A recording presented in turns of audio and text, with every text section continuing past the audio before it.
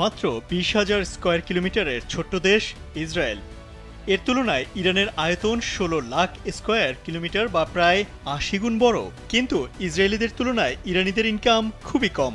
ইরানের যেখানে মাথাপিছু বার্ষিক আয় ৬ লাখের নিচে, সেখানে ইসরায়েলিদের বার্ষিক আয় ৬৬ লাখ টাকা। ইসরায়েলে রয়েছে আধুনিক প্রযুক্তি, বিনোদন কেন্দ্র, পশ্চিমা সংস্কৃতি সহ জীবনকে উপভোগ করার নানা আয়োজন। ফলে ইসরায়েলিরা সবসময় নিরাপদ ও আরামদায়ক জীবনযাপন করে থাকে। নিজেদের নাগরিকদের নিরাপত্তায় সবকিছুই করে ইসরায়েল।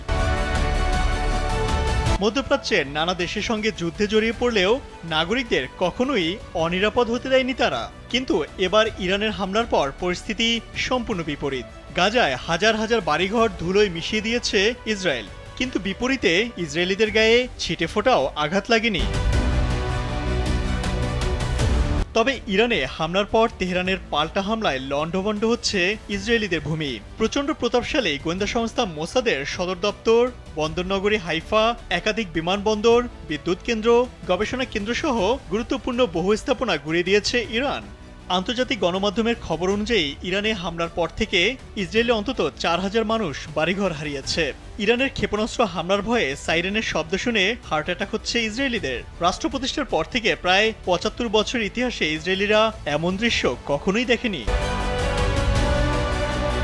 সর্বশেষ ইরানের ক্ষেপণাস্ত্র হামলায় দক্ষিণ ইসরায়েলের একটি বৃহৎ অংশ অন্ধকারে ডুবে গেছে। টাইমস অব ইসরায়েল জানিয়েছে, ইসরায়েল ইলেকট্রিক কর্পোরেশন নিশ্চিত করেছে যে একটি কৌশলগত অবকাঠামো স্থাপনের কাছে ক্ষেপণাস্ত্র আঘাত হেনেছে। এর ফলে ওই অঞ্চলের একাধিক শহরে বিদ্যুৎ সংযোগ বিচ্ছিন্ন হয়ে গেছে। প্রতিষ্ঠানটি এক বিবৃতিতে বলেছে, দ্রুততম সময়ের মধ্যে বিদ্যুৎ সরবরাহ পুনরুদ্ধার করতে আমাদের দলগুলো বিভিন্ন স্থানে যাচ্ছে। অপারেশনের অংশ হিসেবে অবকাঠামোর মেরামত এবং সম্ভাব্য নিরাপত্তা ঝুঁকি সরানো হচ্ছে, যা নিরাপত্তা বাহিনীর সঙ্গে সমন্বয়ের মাধ্যমে পরিচালিত হচ্ছে। এই হামলার সময় প্রায় ৩৫ মিনিট ধরে সাইরেন বাজতে থাকে। চ্যানেল 13 জানিয়েছে, যুদ্ধ শুরুর পর থেকে ইসরায়েলিদের আশ্রয়কেন্দ্রে কাটানো এটি সবচেয়ে দীর্ঘ সময়।